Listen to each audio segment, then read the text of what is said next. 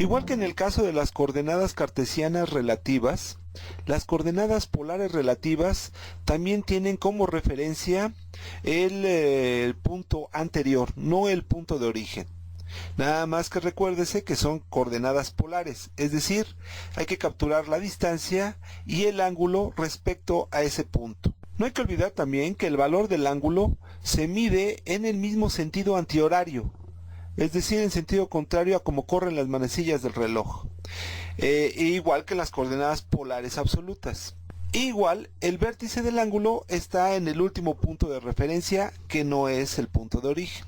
Para indicarlas, también es necesario añadir una arroba para indicar que son relativas. Del mismo modo, en consecuencia, si indicamos un valor negativo en el ángulo de las coordenadas polares relativas, entonces tendremos que comenzar a contar los grados del ángulo en sentido horario, es decir, como corren las manecillas del reloj.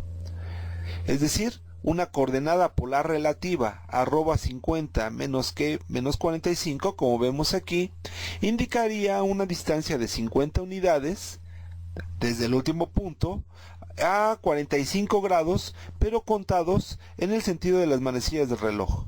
Eso equivaldría también a una coordenada de arroba 50 en un ángulo de 315 grados.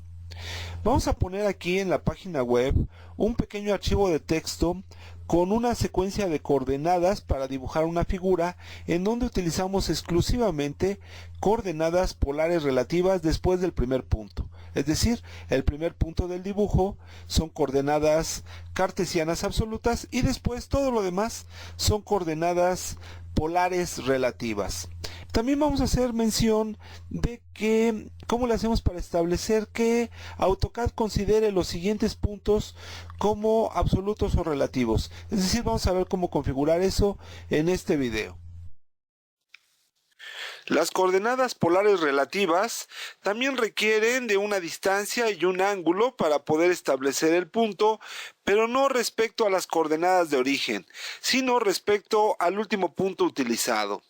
En pantalla tenemos un dibujo cuyo primer punto, marcado con el número 1, se estableció con coordenadas cartesianas absolutas, como viene en el texto, pero que los siguientes puntos los hemos elaborado a partir de coordenadas polares relativas. Para corroborar que cada punto se corresponde con la distancia y el ángulo especificado, hemos creado un segundo dibujo con las cotas correspondientes. La lista de coordenadas utilizadas está en el texto. Pongamos, por ejemplo, este punto, que vendría siendo el punto 4, al punto 5 del dibujo anterior, en donde a partir de este punto como vértice se requirió una distancia de 2.89 unidades en un ángulo de 150 grados. En el caso del punto siguiente, se requirió una distancia de 3.5 unidades en un ángulo de 180 grados, y así sucesivamente hasta terminar la figura. Dibujemos este mismo objeto utilizando las coordenadas polares relativas que están indicadas en el texto. Para ello voy a iniciar el comando línea y decíamos que la primera coordenada, sin embargo, es cartesiana absoluta, en donde x es igual a 4 y y es igual a 1. El segundo punto está determinado por la coordenada polar relativa 3.5 en un ángulo de 0 grados. El tercer punto es 2.89 en un ángulo de 30 grados. Observe aquí un detalle. Para indicar que se trata de una coordenada polar relativa, capturo la arroba, igual como si se tratara de una coordenada cartesiana relativa, pero además el ángulo lo indico utilizando el símbolo menor que. Entonces decíamos que es una coordenada de 2.89 en un ángulo de 30 grados. La siguiente es una distancia de 2.11 respecto al punto anterior en un ángulo de 90 grados. La quinta es una coordenada de 2.89 otra vez en un ángulo de 150 grados, 3.5, 180 grados, 2.89 en un ángulo de 210 grados. Otra vez una coordenada relativa, polar relativa, respecto al último punto, de 2.11 en un ángulo de 270 grados. Y finalmente se trata de una coordenada polar relativa de 2.89 en un ángulo de 330 grados. Termino el comando línea con Enter.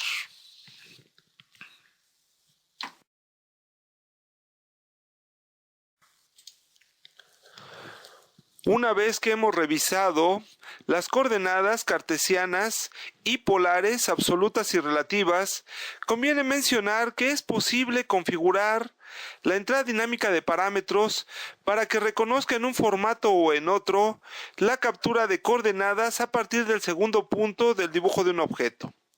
Para ello, vamos a la barra de estado y en el botón de entrada dinámica de parámetros pulsamos el botón derecho del ratón y del menú emergente utilizamos la opción Parámetros.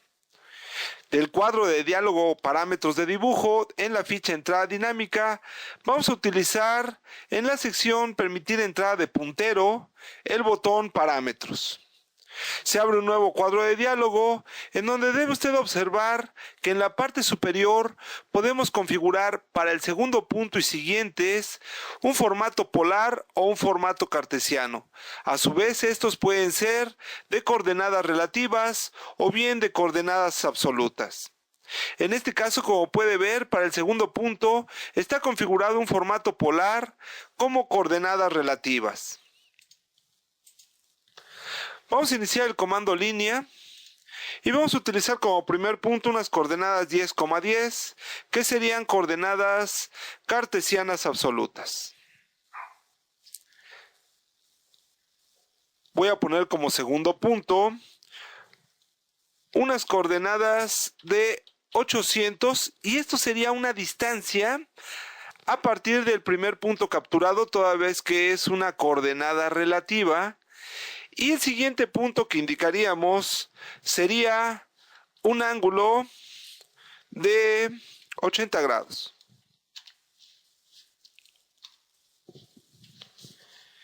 Si yo modifico la configuración de este cuadro de diálogo,